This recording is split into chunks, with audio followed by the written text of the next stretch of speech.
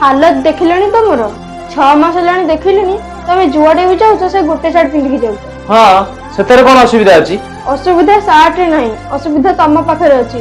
कोन तमे तम पय गोटे शर्ट भी किनि पाउनो? मास तो पूरीनी आ 2 दिन भीतर मोर दरमा मिलिबार अछि, तापर नो शर्ट किन देबी। अच्छा ठीक अछि। आउ मु जाउची, काम टाइम हे गलानी।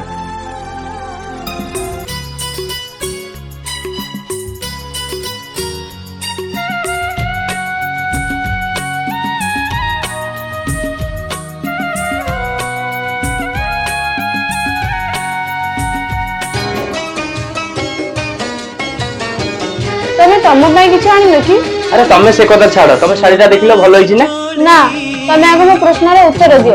अरे 2-3टा साड़ पडिछि ना, गोटे सिरि जाऊ मु आउडी नुआ नि आसीबी। तमे एठी रुह मु आसु। आगु कोन घटिबो जो माने पाटू देखिबे कमेंट रे यस लिखंतु।